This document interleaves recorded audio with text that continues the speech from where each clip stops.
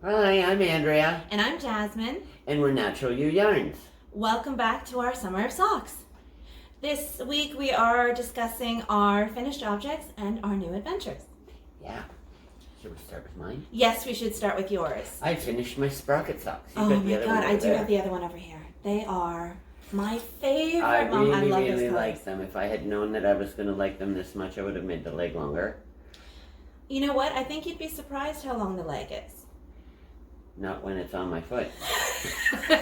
I know, you like a really long I like leg. a really long leg. Oh. I would also make them one size up because I think that they got pulled together from the slip stitches. Slip stitches do Yeah. that. That's why they're so good for the heel flap, giving it strength but also bringing it together. Yes. So I, of course, followed the pattern to a T, except for... I was like, that doesn't actually sound like you. What happened? I put an afterthought heel. Did it not recommend that? I think it had two different short row heels, and it also said, but if you really don't want to do that, you can do an afterthought heel. And I went, yes! I love this blue color, this blue and purple that's on the toe. Yeah, when I took pictures of my feet, the sun shone on it funny. So, it's called but Blueberry it's Grunt. beautiful. It was a special colorway in our advent calendar, which is currently still not on sale, but we're taking pre-orders for this year as well if you're interested. Yes. I So, like that you Blueberry chose Grunt. the green for the heel. That's such a striking color. Well, the choice. thing is, you don't actually choose. It depends on how long your leg is when you get to the heel. Because you just continue in the color from that you came to and do the heel in that color. Just like the toe. That's why when I got to my toe, I didn't want to do it in green. So I shortened the green section so that I could change it to the blue section. I like that you did that. It's Well, seamless. Well, and the other thing is I didn't want to run out of the green. Right. Such a pretty sock. Thank you. And it'll go nicely with the Sprocket sweater that you knit in the spring. Yeah. And if you guys missed that, we did have a spring sweater knit along, and the episodes are available as part of the playlist. It's fun to, this is the pattern cover page, so it's really fun to play around with the different variations of color that you can use. I know that some of you have posted your color options for different socks, and it's like, oh wow, yeah, that's nice too. Yeah. You're inspiring us. Mm-hmm. Speaking of being inspired, you're on to the next project, and you can't decide. I can't decide. I've posted in the group of adventures, the year of adventures knitting, 4 different patterns that I'm trying to choose between. But you've narrowed it down to 2, right? Yes. So I want to do either the Mad Mix socks, which is, or the Bananen Socken. Bananas looking. So I there like is no that. heel in that. It's just shaped by the way that the stitches are on in the sock. And due to the pattern in the stitches, it curls naturally. Yeah, it curls like a banana. It's really cute. And I do like to wear socks just around the house, so I don't always need a heel, so I thought I'd try those. And what's the other one? Mad Mix. Yes. So it's actually, you kind of build your own sock because between the cast on, the heel, for the leg and the foot, you get to pick which pattern you want to knit. And you do chunks, like if you're using minis, you would do a chunk of color in various different mini colors, and that would also have a different stitch pattern. So does that chunk wrap all the way around the sock? Yes. Oh, because it looked really patchwork. That's because they had 2 socks in the picture and possibly different colors. All right, I thought it was like they did a section and it only wrapped around halfway and then another section. No, that was one of my other options. Oh, there were so many options. Anyway, Yeah. leave a comment below on which of those patterns you think Andrea should choose. I'll have links in the description and our show notes. And I didn't know for sure, but I started because it doesn't matter. I can have a cuff on either sock. And, That's right. You're gonna need a cuff on either sock. I think I like these colors. What do you? They're really happy colors. So I like them. And some of them I chose for, they're great sock colors. I chose some of them for the Fondant Socks with the Fleagle heel. I made them a bit bigger. I think this is a different yellow though. You're right, it is a different yellow. But that's the same bluey green color. Yes. Anyway, the Fondant Socks were fun to knit. the Fleagle heel was a new thing for me, and I think I made them big enough for your feet. I hope both in width and length, because I know you're particular about the legs. Anyway, it's really kind of funny because I knit a pair of socks that's for Jasmine, and she knit a pair of socks that's for me. These were from the Shorty sock pattern set, which had 3 different socks, and each of the patterns had 2 different variations for fades or solids, and these were called the Basic B. And I did them with 3 minis. Yeah. And I had extra left over. Yeah, so fantastic.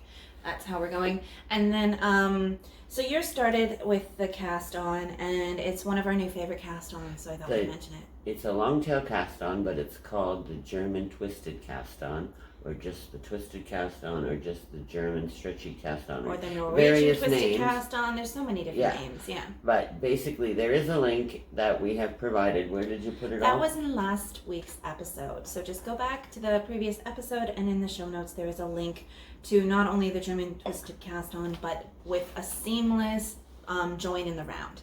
I love it so much. I've used it for my socks. And I used it for this one. And you know, you usually get that whole, if you zoom in, I don't know if you can zoom in on this. I'll take a picture of it at some point. It's a fantastic thing. I definitely will mention that. You don't need to do anything at all as far as bringing it together. It's seamlessly. You cast on an extra stitch so that you sort of knit 2 together for you sort of slip one over the other as a part of the seamless Just watch join. the video. Yeah, but I'm not trying to confuse them. You do have to cast on an extra stitch, and you do use them to join. And then it's all about how you bring your tail from the front to the back, etc., as you slip that stitch over to create that seamless join, so that you don't have a little bit of a ladder or a lip. It's really cool because it brings the stitches together, whereas just knitting 2 together doesn't. I love it. Yeah. And it's nice and stretchy too.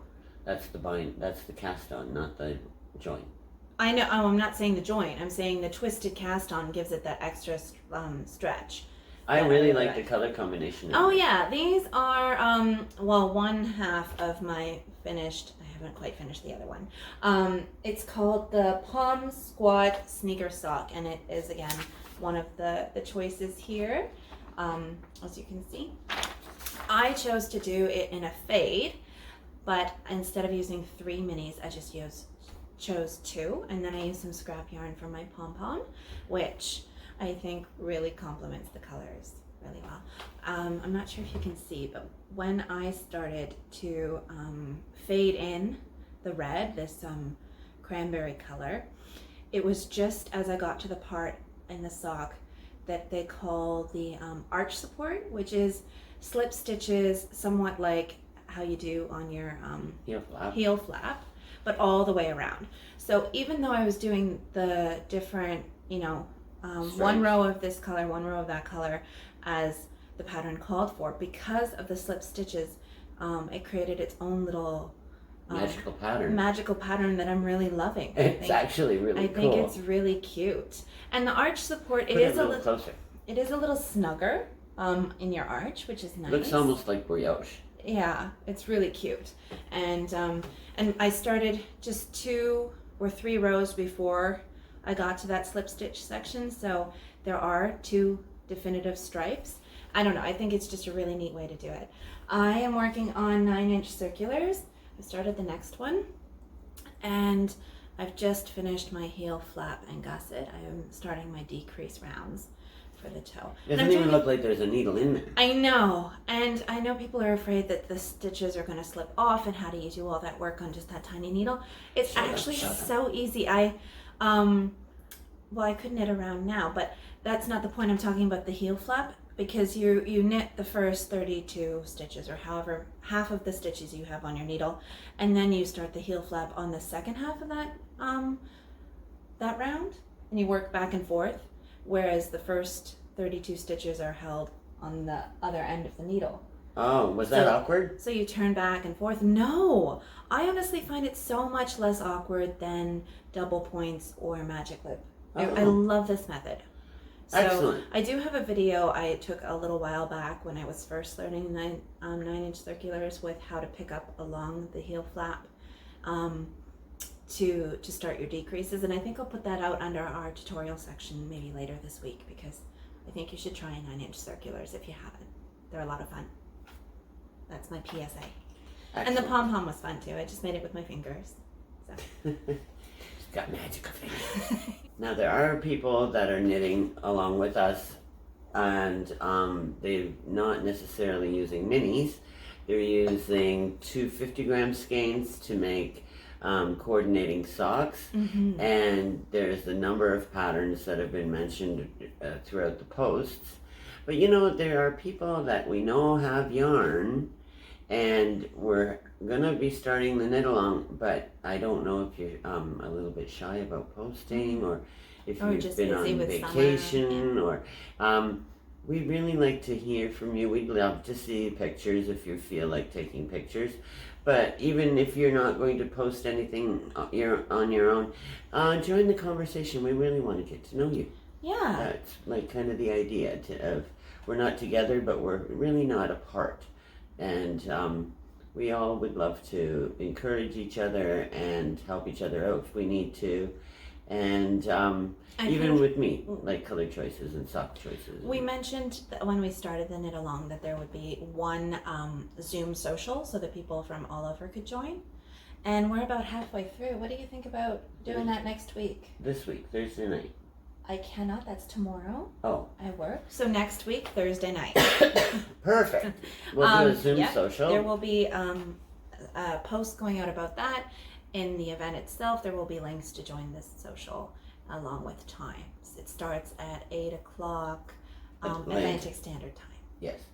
And we go for 40 minutes, then we take a little bit of a break so everybody can get another cup of tea or a glass of wine, and we come back for another 45 minutes or so.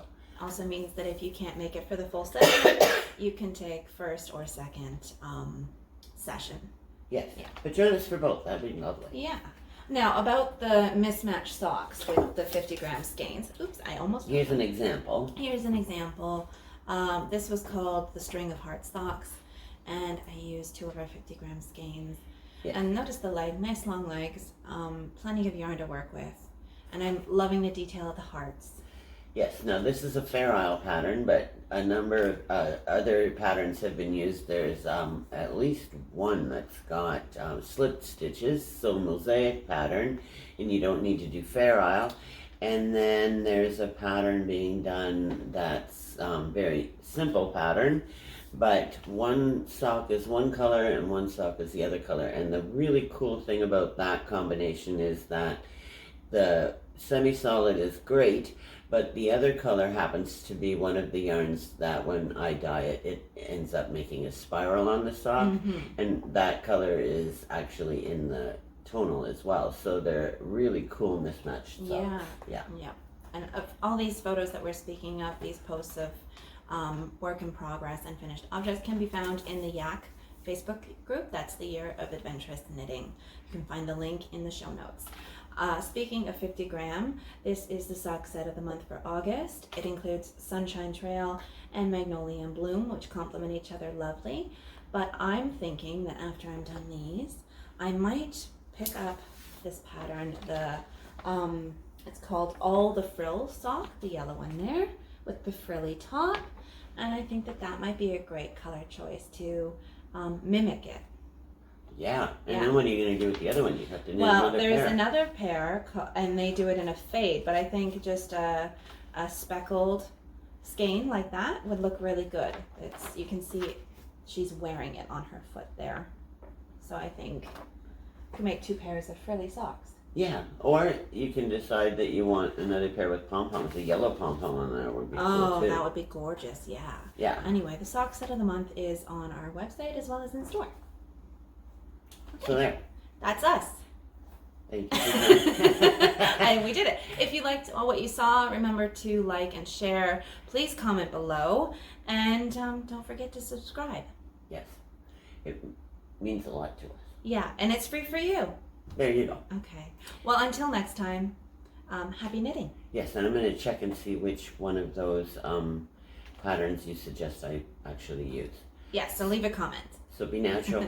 Be you. Bye. Bye.